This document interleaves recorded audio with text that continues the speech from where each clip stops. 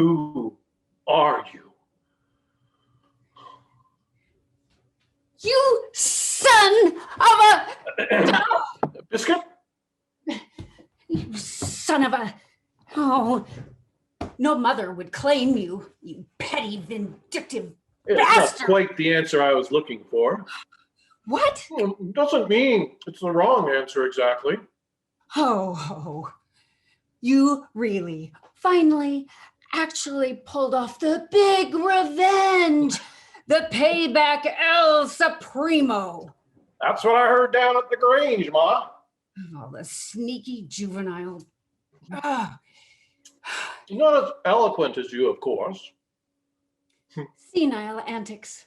Revenge of for the colossal, earth-shaking, front-page headline seed packet incident from 3 weeks ago. 3 weeks ago! 14 Willie's Roman suicides ago, for God's sake! You know, you seem a bit, I'm not a bit anything, Royce. I am, however, extremely perturbed. We are making progress. Excellent. You are in touch with your perturbance. Dignity is the only thing keeping me from throwing a coffee pot at your head. Oh, wait. You're safe there.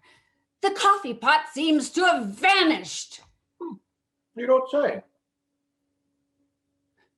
Was this a solo shenanigan, or did you conspire with your fellow primates? Closing night? I get the practical gags in horseplay. A given. Floodgates of relief. We are finally leaving planet Loman. Duly comprehended. Except for one crucial detail.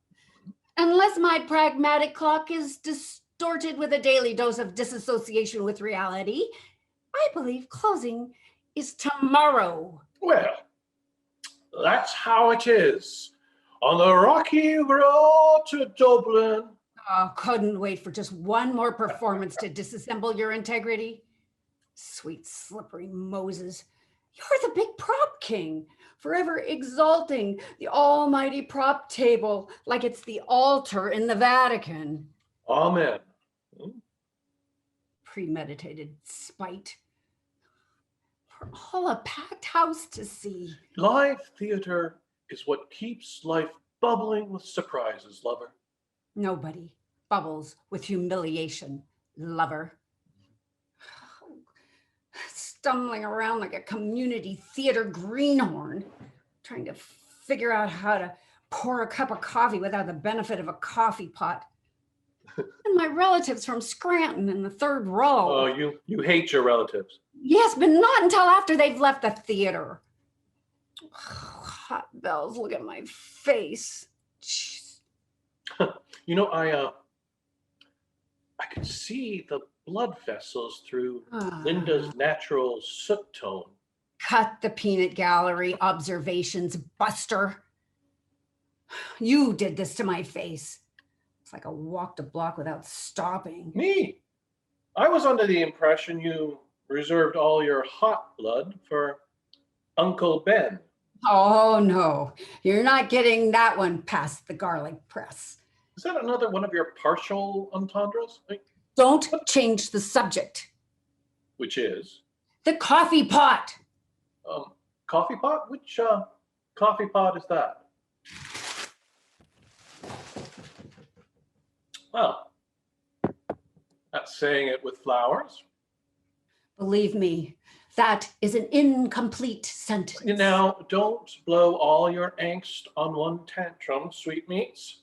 We can't have Miss Mushy matinee at closing tomorrow. Miss what? The chronic hugging. The misty-eyed promises of lunches that never materialize. The empty compliments. The little non-monetary gifts. That's just the crew. You want me to just dismiss them like cab drivers? Like you? You have de-escalated sincerity and honed insincerity to an art form. I see. So it's sincerity you hunger for. Then eat this. 1 week shy of a month of Willie out there, and Royce in here has slowly but surely developed a burning tingle in my skin. That could go either way. It could, but it doesn't. I must be slipping. The aforementioned sensation is not of the glass of spiced wine by a crackling fire on a llama rug on a snowy evening variety. It's more like the sensation one gets after crawling out of an algae-infested frog pond. I see. Proverbial gloves off for the final rounds. Fine. Try and guess where I found this coat hanger. Besides the obvious, I found this coat hanger on your costume rack because it wasn't on my costume rack. get to the gist. I'm angry. Oh, and I'm not far behind. We have been over this a million trillion times. Whose name is in the coat hanger? Joan Crawford? The name of the person who is currently holding the coat hanger. Conceded without prejudice. Take it home and make love to it for all I care. One time, auditioning for Cordelia, I had to slip through a coat hanger to assure that old skeleton with skin, Gary Rose as Lear, could lift me. Save it for your memoirs. Can't be all that difficult to comply with a few basic requirements. Oh, come, let us ignore him. Hot damn, you were good tonight. I mean, you're always good, but tonight, that wasn't just a performance. That was the performance of a career. Unfortunately, yours, not mine. I was feeling it tonight. In that scene with Hey, what was that hot blood for Uncle Ben remark about? you should really bat your eyes when you feign innocence. Again, to the point, I am still seething. Oh. Everybody, from Deidre to the janitor, had a pretty good idea when old Richard left the company to do a movie why you championed that vanilla eclair Kendall Carson into the role of Ben for the remainder of the run. No mystery. He's one hell of an actor. He'd have to be, playing a man 20 years his senior. Well, the reverse is pathetic. Was it not? What do I know? Providence, Rhode Island. Oh, come on. The kid playing Romeo was in a motorbike accident. I was only 30-ish. Who dyes their hair at 30-ish? I don't know. Let's ask your wig collection. Where are we with this go round? Are we talking about life on stage or life everywhere else or what? We are talking about where the two twains meet, or in my case, did not meet. The dull fact of the matter is in reference to your ancient reverse parable of age appropriateness to the role, and the key differences here being I wasn't shagging Juliet. No, you were shagging Juliet's mother.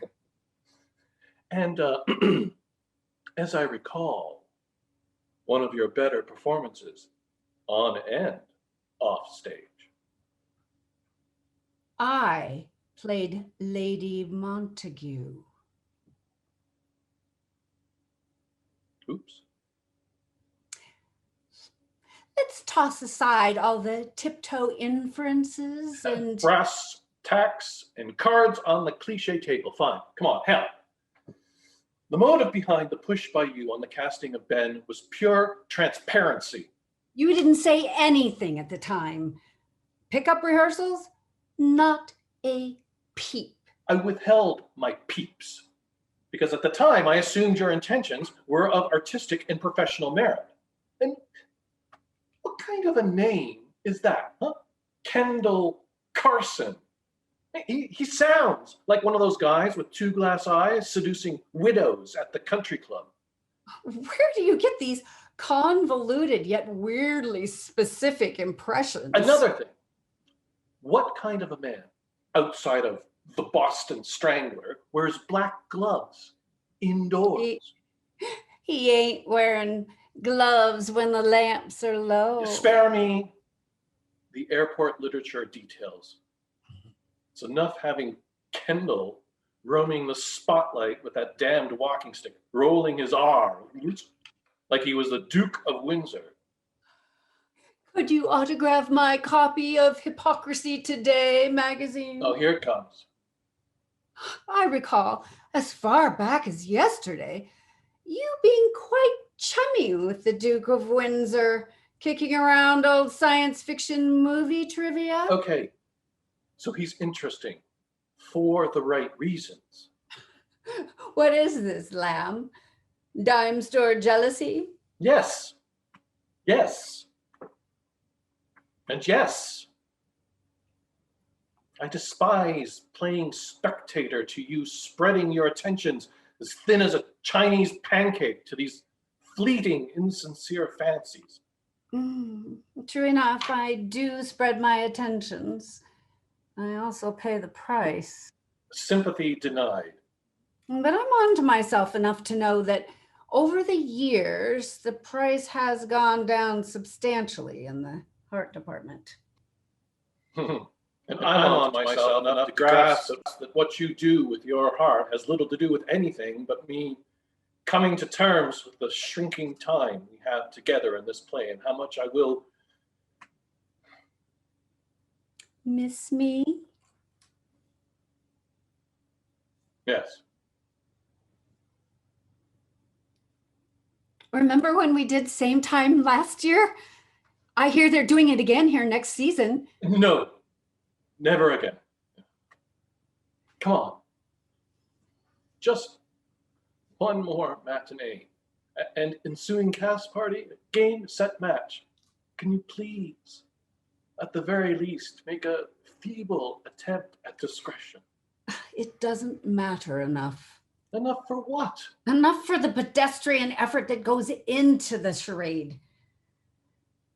According to your rules, what do my fleeting, insincere fantasies have to do with you anyhow? I have no obligation to you, with the exception of the minimum required regard for your tender pride. Yes. Pride. Pride, the gateway to a single bed. Then if not for my disposable feelings, how about for old time's sake? Everything we do is for old time's sake. Come on. The end is staring us in the face. We have to stare back. Just like Linda with Willie. Lay this bastard to rest with an expedient requiem. Not final rest. Or maybe so. You know, I wish in my crafty little heart I could freeze the clock and calendar and have us dwell in this make-believe cocoon of comfort outweighing discomfort between us. We walk out there into the gray light of reality after the final curtain tomorrow. All this will be another show left behind us. Like all the other closings we stroked with one hand and punched with the other. It has to shrink and dry up, Royce. It never fails. Every single time we come together like two crazy comets and... The echo of silence. For a spell, anyway. You've never really had me in your one-sided game because I don't play by your rules or anybody else's for that matter. We're both too selfish to share anything as absurd as love. You and I, we take it, bend it, and find a way to fit our idea of it into the painted scenery of our lives. Kendall is charming, almost single and a load of fun to be with. My entire spectrum is a series of diversions at this stage of the dwindling dance. He's a little full of himself, but name two actors worth their salt who aren't. You know, filling your time with cardboard cutouts, it's obscene. I won't be around forever, you know. I even went to my doctor for a physical. You know, all was well, except at my age. He strongly recommended a colonoscopy. Ooh. So there I was, you know, speaking to the receptionist who told me without a trace of irony in her voice that for colonoscopies, the gastroenterologist was all backed up. That sounds like a barroom story. It's true. You ought to know life truly is ridiculous. How come you won't drink with me? I won't drink with anyone, not even myself, especially myself. You had all kinds of little boozeless revolving doors spinning Why? open for you. Do we have to keep going over your revolving door policy? Since day one, I made the noble effort to differentiate the work from getting my bells rung. Nobility never impressed me. You could have at least humored me by soaking up my gin-sparkled eyes in those mysterious rainy night bars I adore. Whispers and winks between ruby lipstick kisses in the mellow half-light. Delicious. Remember when we were both disavowing our wedding vow? You were sophisticated. I was sophomoric. The blushing cowboy in a concrete jungle. You know, I think you have that image of me frozen in time, when the world was opened with the can opener and bank accounts were inside hotel pillowcases. Now, sweetie, here, with a clear head, can't get past the fear of anything that even disguises itself as intimacy. Which pretty much paralyzes my desire for dalliance. That's that. Then shut your trap about my outside Except interest. your outside interest is an inside interest as far as this company is concerned. Still setting policies, issuing referendums. More day. Compromise is so goddamned impossible. Hand me a tissue, would I you? thought Linda was makeup free. Thanks. Nice chucking. What's the matter? The tissues are not for Linda. The tissues are for me. About closing? I mean, delayed projected reaction or My ex-husband died yesterday afternoon. oh, I'm sorry. The director, Arlen. opera, or was it public television? Neither. Modern dance. Brilliant visual mind. A dazzling idea machine. The man would wake up every morning of every day, reeling off one fantastic concept after another. That must have been Tried to direct me in the bedroom. trying. Yeah, you can imagine how that went. Doesn't take copious amounts of imagination. Moody genius type. When I was supposed to be the light of his life, he and his dark side were inseparable. I never really knew if the man on the other side of the bed was the same man sitting across the breakfast table from me. It's pretty much universal. Ah, but tasty cookie in the masculine looks department. But you know, essential limitations over time illuminate themselves. You didn't seem distraught. No, but I was. Failure is not fun. I wound up divorcing him for reasons you might find in one of those bad science fiction movies you love. He rang me late one night and threatened to commit suicide. Did he? No, moved to New Jersey instead. Arlen is very much alive and kick-stepping. Actually, husband number 2 is now my late ex-husband. One of those instructional artists on afternoon cable, landscapes or birds or Nature, mostly seagulls on pilings kind of thing. Glistening mountain lakes, kind of an extenuation of postcards in a tourist shot. Bob Davis. Boy, that really is not an artist's name, is it? That's like the guy who installs the air conditioning. A heart attack, they said. Keeled over painting a duck. I'm sorry. You are? I'm not sure I am. You asked for a tissue. Well, I assume it's a societal obligation to weep, is it not?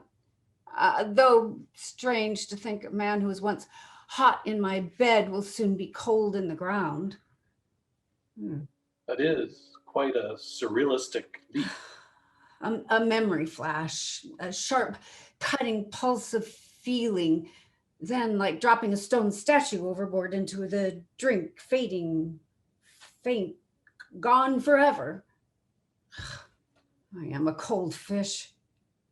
No, you're in shock. Hardly. The man smokes 4 packs a day. Granted, I was momentarily oddly distracted by the topic of my first husband, Arlen. I just can't seem to bring myself to pronounce Bob dead. Even with all my acting skills at my disposal, I can't muster the pretense of authentic grief. Something in me tells me I ought to feel a sense of loss. I guess you'll have to make your mind up before the funeral. Oh, the funeral. Christ on a pogo stick. A flock of his Catholic aunts with their unhinged jello salads and couch doily hats. Odds on at the funeral, the scowl on their faces will not be altered in the least from the scowl they displayed at the wedding. Maybe they were the inspiration for their nephew's seagull painting. Seagulls fly away. They are more like the piling. Or does divorce let me off the hook? Although it just occurred to me, well, actually 10 minutes after I heard he died, I could be in the will. There's my girl with the squirrel brain. Bobby made a bundle selling those stupid paint sets. Like his autograph on the box will instantly bless the owner with deep understanding of composition. Bobby. So Bob morphs into Bobby with the ring of a cash register. I'm not going to retire. God knows I'll be playing in the gin game with some other dinosaurs for scale until, well, I reckon until the game is over. Broadway money is becoming more of a futile fantasy every season. Yep. You still with, I know. You could do better, a lot better. Don't you think Sophie spreads herself a little too thin with her people? As a Chinese pancake. She keeps sending me to these auditions for, skip it. Thinking about going in Monday to work out a release. Glum as hell about it, but by now I'm practically a pro at dissolution. To the point, nothing wrong with a little ex-spousal casket loot? I made more money doing a cat food commercial than a year and a half touring with cats. Memories all alone, the rest. That's one song I'd like to forget. Goddamn cat food commercial. Can you believe it? Yes, I can. I got you that commercial. Yes, I know you did. Merci. Those 17 seconds of pretending to fawn over a little feline monster provided for my mother to live in comfort to the end. An important factor holding me back from murdering you. Which brings us back to funerals. Thank God we had a matinee during Harold's. That manufactured half frown we force at those bloody things. The nodding, a little wimpy touch on the sleeve of the loved ones. Rather whip out a yo-yo and do round the world. You know, for someone who despises the sociological aspects of funerals, you sure spend a lot of words describing them. Same reason I go on about closings. I fear them. Question is, with Bob, does this make me a widow? The widow of an ex is what? Well, let's say you worked in a shipyard and you participated in the building of a ship, but later the ship sank. I'm not certain I can wrap my arms around your nautical analogy.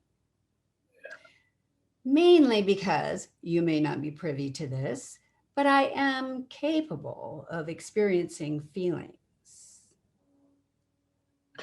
Why did you marry him again?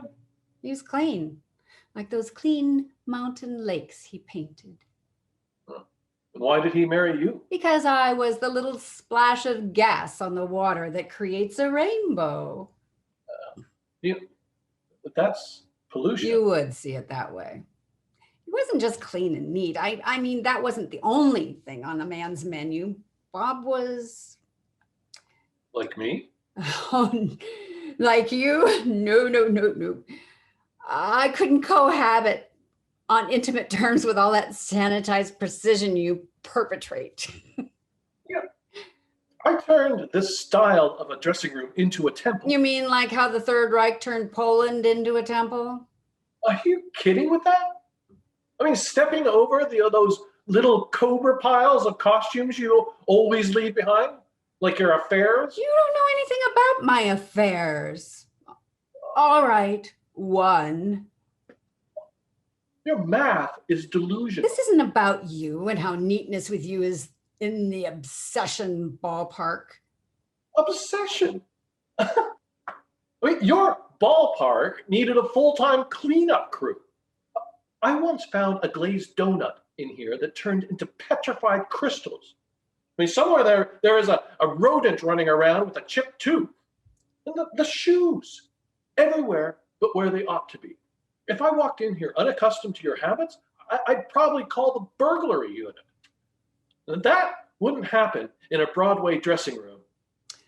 How would you know? You never made it to Broadway. I am painfully aware of that. How did my sorrow take a turn for your regrets, Royce? You know I'm horrible at grief. Allow me to make the effort. I apologize. What I meant with Bob is he was well organized, like his paintings. The MO behind teaching ordinary homebody amateurs to paint what he paints as a comprehensive functional format. That Jackson Pollock pandemonium. Bob was emotionally linear. I am emotionally ambidextrous. Mm-hmm. Code for messy or devious. Go ahead and judge what you cannot fathom if it helps you convince yourself that you understand me. I needed stability and plenty of it. A center of gravity. Tough to come home after playing Cleopatra all night and clean the oven. Okay. Bob was the lighthouse and you were the storm. But the light went out. Well, it did yesterday. Why did you have to say that? I didn't mean to make you... God, I'm feeling blue and alone. I understand alone.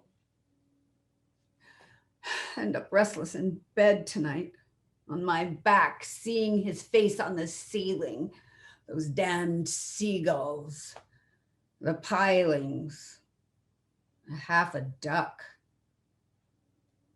Been another long weekend of draining drama. I'm sure sleep will douse the elevated ghost of Bob. Me, a cup of sleepy time tea and a chapter of Dickens, and I turn into Rip Van Royce. Sleep can be nice. Honey, Helena, please. Let me be. I have plans. My life, I mean. sure. I know you have your ironclad code of ethics and a wall to the sky when it comes to. What about Kendall? Just like Uncle Ben, he can wander back into Willie's memory.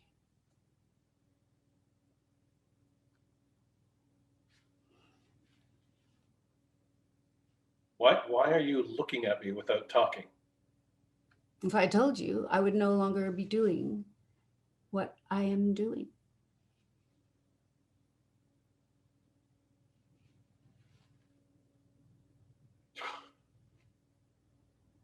One drink. One for you. Well, I may have more than one, but you. Pineapple juice with a splash of willpower. Contingency, not one of your little nefarious infidelity lounges either. A buzzing booze and beer bar with Boston Celtic fans bellowing. One of those tip jar piano singers in the corner trashing Danny Boy. Of course. Loud singing and shouting are just the thing for sensitive vulnerability. Why don't we just split a cherry cola in an iron foundry? Jimmy Doherty's, by the bookstore we like. Meet me there, will you? Kendall will need some kind of vaguely believable story to send him off in an alternate direction. I may even tell the truth.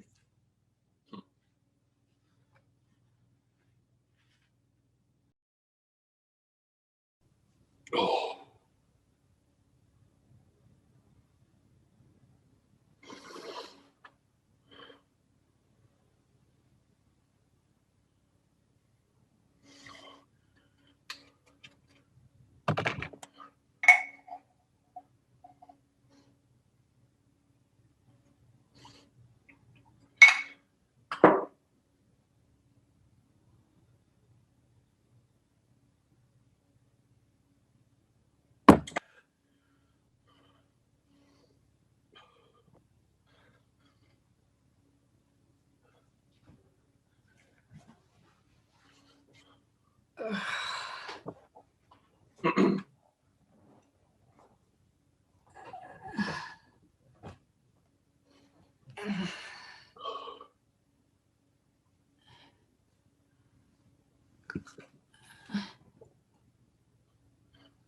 Oh.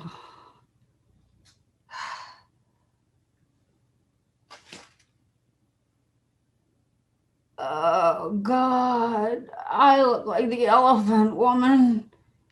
An elephant never forgets, and I can't remember anything. Nothing? I remembered to bring in your Sunday morning paper before I left. You don't remember anything. Mostly not. I see. And it was mostly not worth remembering. No, I didn't say that. Didn't even think that. I would think you'd remember us having. That's the mostly I don't remember. Complete blank? No. Perfect recall right up to this beer sure looks lonely without a whiskey chaser. Might be fuzzy now, but your memory sure was in fine fettle last night. Oh, dear God. A perpetual Gulf Stream of Shakespearean sonnets perfuming the bedroom. Liquor has a spectacular way of lubricating my tongue. Your tongue could have been put to better use. Oh, strong, drink awakens the fool who in years gone by consumed it with vigor. I'm sure you were treated to bumbling oaf posing as a peacock. Oh, God. That was some pretty smooth bumbling you were oafing around with last night. The waltzing fingers, the torrid eyes, the hot breath in darkness.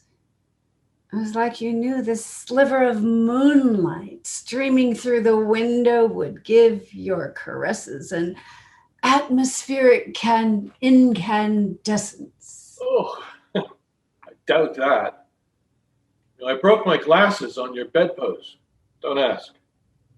You know, I never do. I get more bliss out of ignorance than the bliss I'm supposed to be ignorant of. God, I hate this. Lapse in moral judgment? Yes, I suppose remorse is the natural progression. Steady, man. Steady. I mean, what I mean is creeping, swelling curiosity over the course of the run, wondering if the past can be duplicated by the present, pursuing the rekindling of a liaison that, belongs in a scrapbook hidden away in some very dark closet. Oh, such a drab prospect. Doesn't quite fit the frame of last night's passion. Right point! Never saw someone so passionate about disclaiming passion. My very point. What I hate is my mind, my heart, suddenly in turmoil, internal chaos. I have only so much time remaining in my life on stage. What I want, what I need, is for all the years of nerve-wracking auditions, the dingy fringe dumps, nightmare openings and sudden closings, decades, chasing the Broadway dream, to all count for something. I have had some real purpose. We could have held out for one more day to deny what we both know is ultimately impossible. I liked how warm your hands were on me. Warm hands. Cold heart.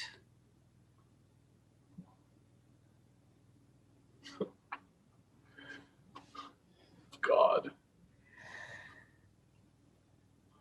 My eyes look like little punching bags. One advantage as a method actor, act one, scene one, fresh as a Daisy Willie 8. Say, honey, big favor. Could you quick ask, what's her name? Barb? Barb. House manager Barb? Right. Could you ask her if anyone left a message for me last night? Why can't you? Please, she hates me. And with my pounding head. Can't it wait? I need a little extra to fix my face. Probably shouldn't have Linda stepping out on stage tonight, looking like she spent the weekend in Havana. You know, I wouldn't ask you if a big deal wasn't in the balance, huh? Okay. Damn it, Royce, you owe me.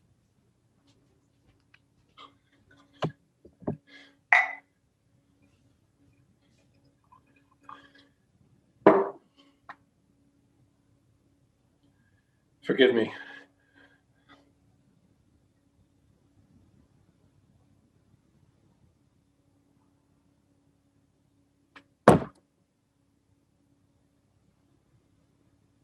Oh.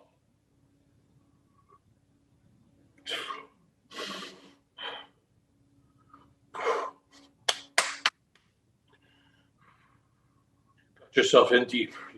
Drunken screw up, wake up! Today, right now, no tomorrows. Your future is behind you. Come on, man. You're good. No, you're great. You are a great actor.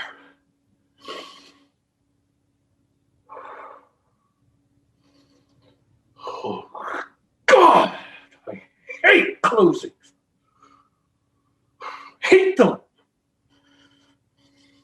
Just like Willie, I always like something to look forward to. I even despise the word closing. But, Mr. Crybaby Gloom, this could be an opening. Helena was right. I was great last night.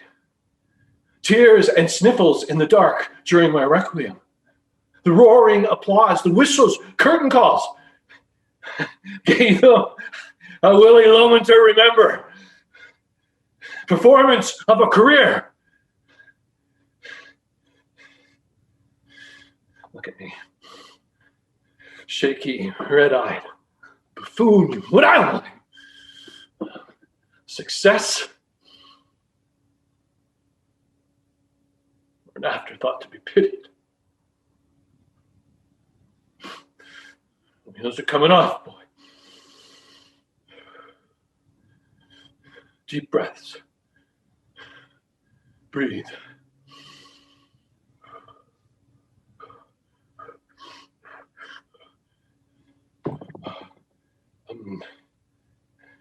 Rosemary.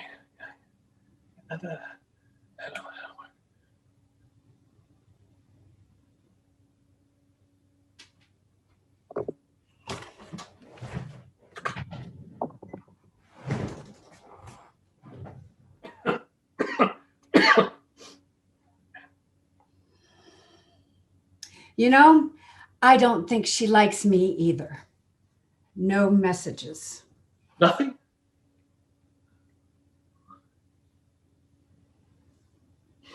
All right, then. I have to get on track here.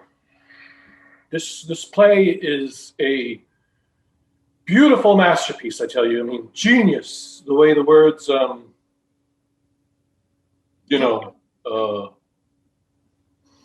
That's the general consensus of the last, 70 years. And closing or no closing, it deserves top drawer effort. Rise to Requiem. Top-notch performance today. You sound like Willie talking. Are you all right? My head. It's full of mush. Oh, I just thought of something. I can't play an unsteady man while I'm actually unsteady. Why the hell not? I played Blanche Dubois through a divorce and an auto accident and shingles, for Cranberry's sake. Well, maybe not unsteady.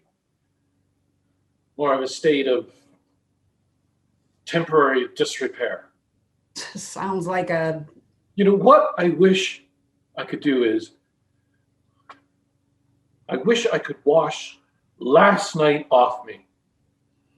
Now we get to the bitter root of the matter. It's a shame you need washing off. Yes, but not about you. Us. Whatever we were last night, with and to each other. I don't know how to feel shame. Well, I'll give you a few pointers sometime. Remorse is as close as I want to get to shame, and I have plenty of that in the bank. But the shame is not about you, Helena. I mean, the shame is tied directly onto weakness. And weakness I am definitely not proud of. If shame be the opposite of moral strength,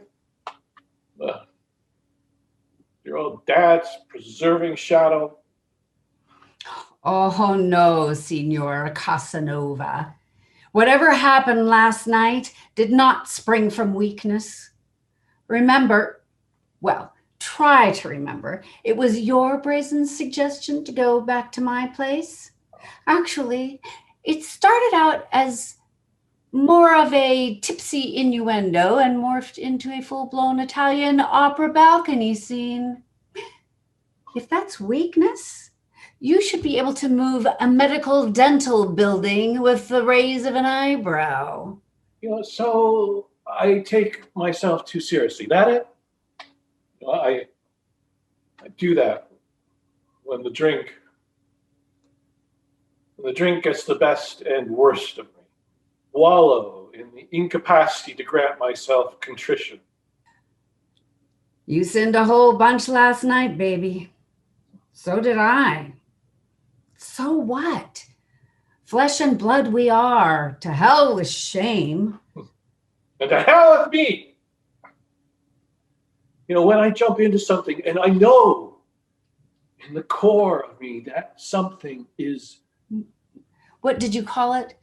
Even a disguise of intimacy? Don't panic, honey. It's not the first romance rodeo we didn't sign up for, but hopped on that Bronco anyway, only to get bounced off onto our. And that's what frightens me. Nothing changes. Everything is supposed to be different. I'm different. That I've developed, evolved, seasoned into the consummate, unshakable professional who takes himself seriously so others will follow suit. And then I fall back into rolling around in the mud of mediocrity with a mid-level rep player who is and always will be one audition away from working on Broadway. Of course not. God, that's so defeatist. What's the point? I might as well be screaming at the homecoming queen rolling by in a parade. Screaming I don't need. My head. Oh. I need to focus here.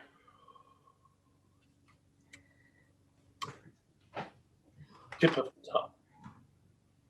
Tip of the tongue. Tip of the tongue. Have you seen where I might have put Linda's apron, albeit anchor? Holy hell, Royce. Tip of the. You've been tipping all right. Well, yes, last night, falling off the old wagon.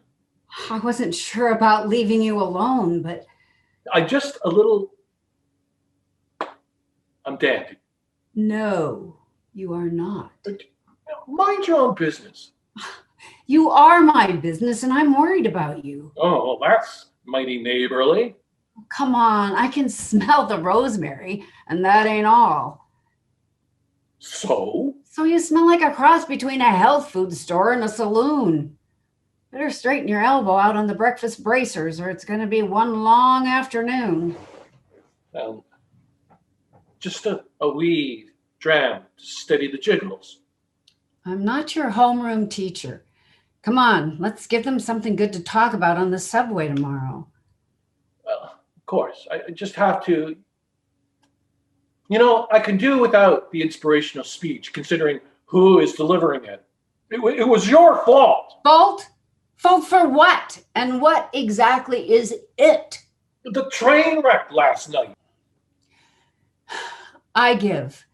How was this train wreck, as you would have it, my fault? You were the engineer and the conductor. Rubbish! I refuse to take ownership of your actions, Junior. Oh, Adam and Eve, all over again. Then you can have your damned rib back. I get along just dandy without you. 15 to places. Thank you, 15.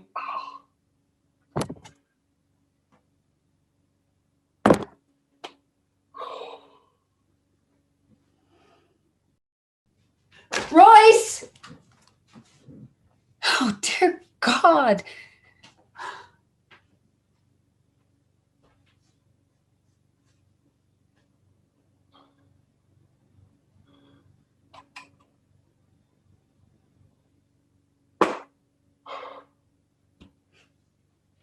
Murder of a masterpiece.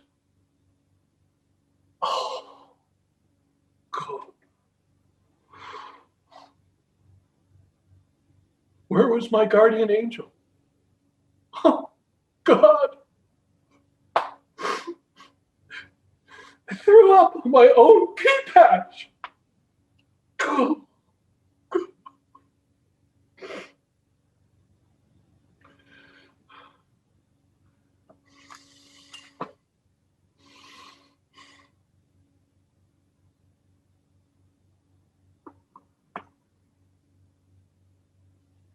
Royce? Oh, I thought you. Thought wrong, whatever it was.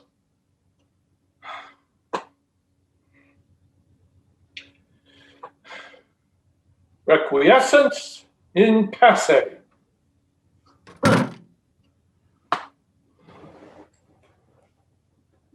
Empty seats in Act Two. I grew up spending my summers at Cape Cod. That were not empty in Act One. Never saw a boat sink that fast. Humiliating. That is the word to match the disgusted feeling I leave this theater with. Or maybe I should just leave theater altogether. No, don't.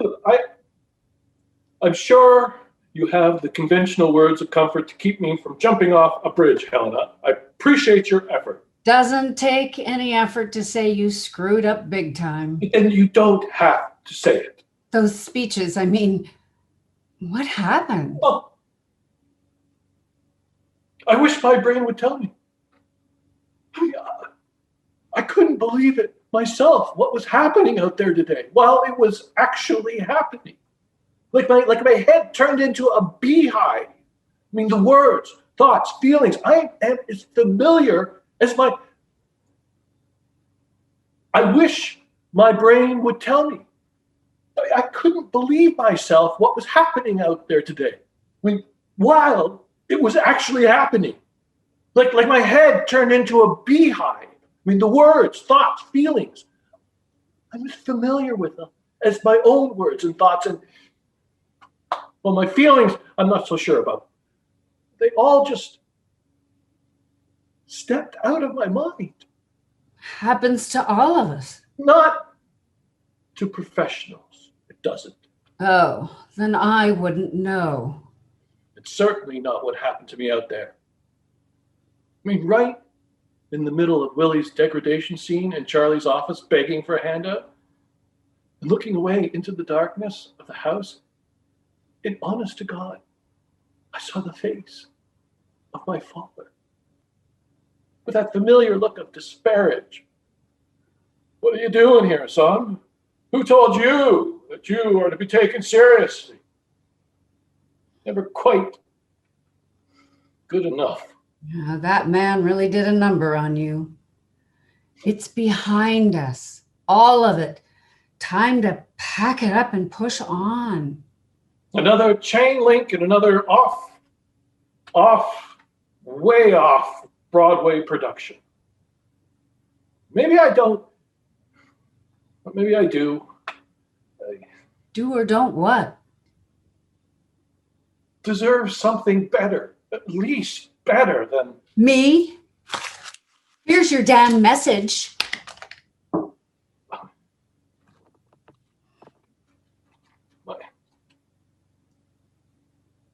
For Peter Cannon? You know, he's producing Salesman next season on Broadway. He was here? Jesus. God.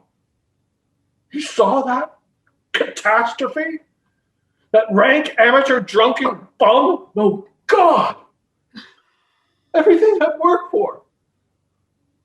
Like Willie ends up in the ash can.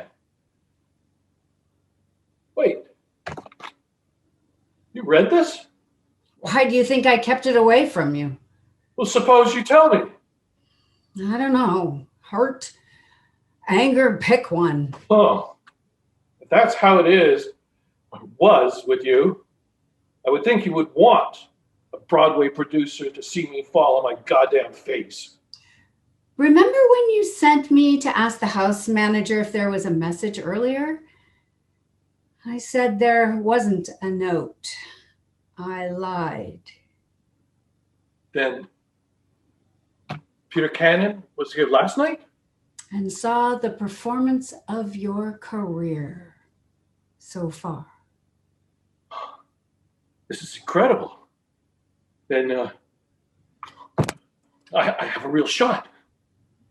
I have to call my agent. I was very good last night, wasn't I? You broke my heart. I mean, as Willie. So do I. Oh, but then he must have seen you. The rank greenhorn rattled over a missing prop.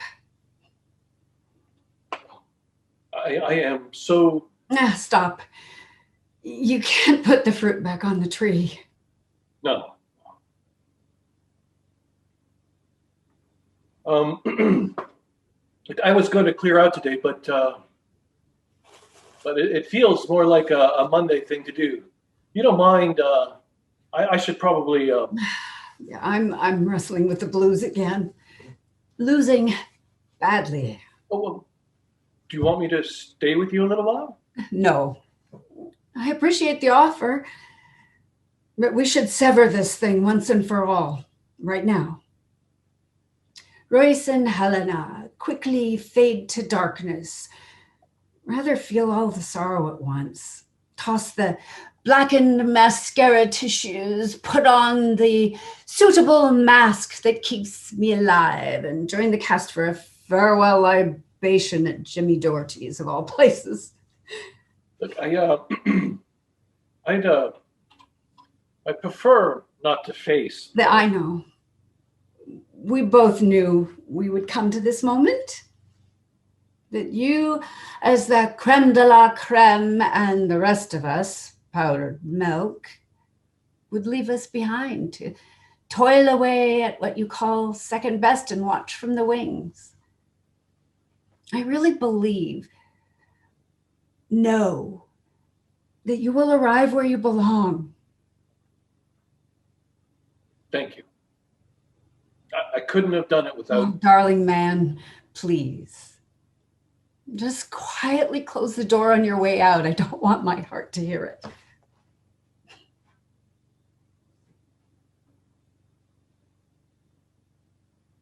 Helena? Yes?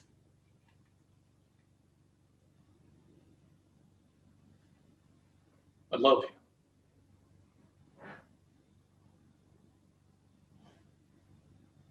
Goodbye.